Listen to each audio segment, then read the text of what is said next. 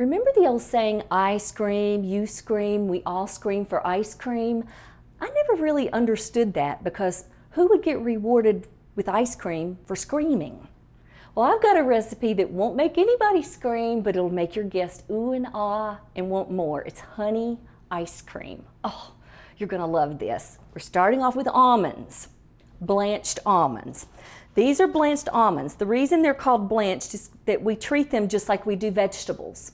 The almonds go into boiling water, then they're pulled out after about a minute and the skins slip off. So all you see is the naked almonds. So we're putting these on a baking sheet. We're going to roast or toast these, whichever you prefer to say, for about 6, 7, maybe 10 minutes, depending on the sizes. And then when it comes out, it's going to look like this. See the pronounced darker color of these? So you want these to be a little bit brown and pretty evenly brown, and you're going to set these aside to cool on a wire rack. Okay, there, that's for later. Now we're going to start on the ice cream. All right, get a quart of heavy whipping cream. I prefer Purity, a great Tennessee product, and we're going to use the whole quart and add that to your mixing bowl. Okay, all right, that's a little over 3½ cups, so you're going to use the whole thing. All right, so what we're going to do is just go ahead, and we're not going to really whip this completely. We're just going to get it to the point where it's a little thick. Okay, while that's whipping, let's talk about our honey. You can substitute other things for honey if you want to. You can substitute sorghum syrup, maple syrup if you want to, either one, but honey is great in this recipe. All right, so what we're going to do is we're going to have about 3/4 of a cup of honey, and we're going to add that very gradually to our whipping, in the middle of whipping cream. All right, let me get all that down in there.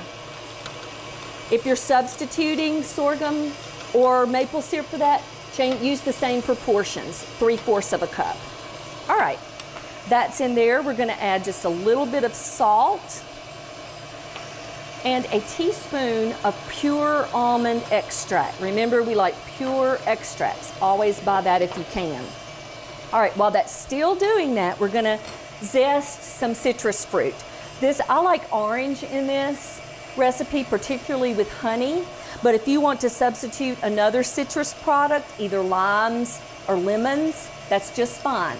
Just make sure that you've got about between 1/4 and 1/3 of a cup of zest when you add this to the recipe. All right, now when you zest fruit, a nice grater like this one is nice with a really fine mesh because you want little bitty pieces of zest. So what you're going to do is just scrape it on the zester, and you're going to go all the way down till you get to this white area. Don't go past the white area because then it starts to get bitter, and you don't want bitter. You just want the flavor of the orange, and you're going to zest this whole orange. And what I like about zesting is that it adds the flavor of the fruit without adding the liquid. Normally you would either have to add juice to this or some kind of liqueur, but we don't want the extra liquid, but we want the orange flavor. So that's the reason we're using zest. It's like concentrated citrus powder. That's a good way to describe it. Okay, we've used this whole orange. That's 2 oranges. And let me see how that's doing. Oh, it's perfect. Let me let that down. You're not going to whip it so that it's whipped cream. We're just going to add this zest into there. All the zest. Oh, it smells so good already. And then let me give it just another little twirl. Perfect.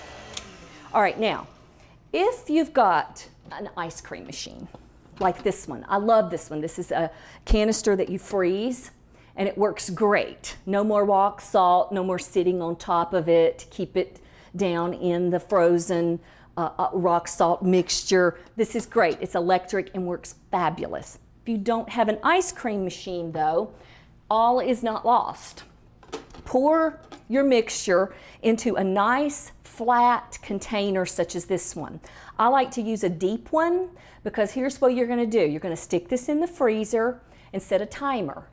Every hour, you're going to go to the freezer with a whisk and you're going to go around the outside edges of this and you're going to break up all the little ice crystals that are starting to form. When things go in the freezer, it freezes from the outside in. So you're breaking up all those ice crystals. So go back, set the timer for an hour again, and come back and do this. You're going to do this 4 times. And that keeps your ice cream nice and smooth versus it freezing in the form of like an ice cube. Then you're going to leave it alone and let it freeze completely, and then you're ready to serve the ice cream. All right, now you can do one of 2 things. Those almonds that we blanched, you can do it a couple of different ways that we roasted, the blanched almonds. You can add them about half the time through the freezing process. Or if you don't like that much crunch in your ice cream, you can just sprinkle them over the top when you get ready to serve. Either way, it's delicious. Either way, it's cooling and refreshing, and it's honey ice cream that you're going to love.